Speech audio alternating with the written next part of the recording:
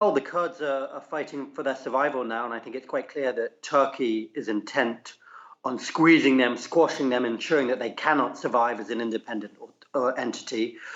Their odds with Damascus may not be much better, but I think there's some hope from their perspective that Damascus's weak position and potentially the support of Moscow could allow them to carve out some space under central government control. But effectively, the bottom line is that the Turks are on the front line now, fighting them with guns, and Damascus was the only way they could turn. There had been many warnings of a humanitarian crisis in the wake of this Turkish invasion into Syria. Will this deal now with Syria and the Kurds really give them more than hope to save lives?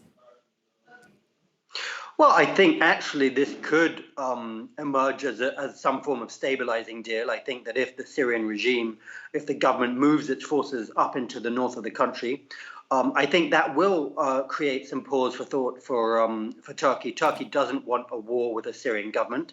At the same time, you're likely to see Russian mediation between Turkey and Damascus in an attempt to prevent wider conflict, Russia being the one country talking to all of these different parties.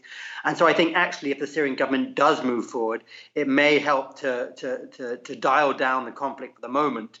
I think Turkey is clearly intent on moving forward 20 or 30 kilometers past the border to secure the safe zone that it wants to keep Kurds out of. But beyond that, I think we could see a more rapid de-escalation of conflict than is perhaps envisaged. What about these calls for Turkey to back off from not just the French president, from the German chancellor, even U.S. President Donald Trump himself saying Turkey should not move in even after it pulled its troops out? Well, I think everyone is united in their desire to see Turkey pull back. There's clearly concerns about what conflict between them and the Kurds will do. There are risks that ISIS prisoners in detainee camps will be released. So everyone is putting pressure on Turkey to pull back. But the fact of the matter is that Turkey sees this through an existential lens. It regards the Kurds as an existential threat. It has been saying for some time now that it will invade Syria to prevent the Kurds from establishing an independent statelet. And I think this attack was anticipated. And I don't think these statements are going to do much to call off the attack. I think where they may make some difference is limiting the ambitions of what Turkey is trying to do. And perhaps you will see less maximalistic aims than might have initially been the case in the face of this international pressure.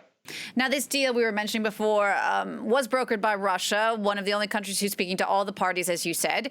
Could the Russian army ever be brought in for an eventual clash with Turkish troops? I don't think there's any scenario in which you're likely to see a Turkish-Russian clash. I think Russian peacekeepers of some form might come in eventually, much as they have in southern Syria, military police to try and guard a front line or keep a peace. But Russia has no desire to enter into the conflict if other countries are coming together. It has a relationship with Damascus, but it is also seeing a lot of attention on preserving a relationship with Ankara that has grown closer to it over recent years, that has drifted away from the West, and Moscow is not going to want to imperil that relationship.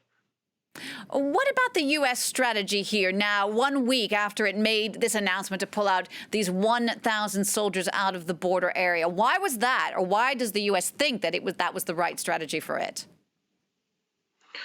Well, whether it was right or wrong is I think, beside the point. The issue is that President Trump wants out of Syria, and that he's been saying for a long time now that U.S. troops have to withdraw from the country. He made an initial announcement last December. That was temporarily postponed, but I think we all should have seen this coming. I think Trump's bottom line position is that he wants to withdraw the U.S. troops from conflict in the Middle East, and this is the best way to do it. I don't think he really cares what happens once Americans leave. He's content to let other players pick up the pieces, and so it's been done in a very abrupt, messy, chaotic fashion, but I don't think President Trump is particularly worried by that.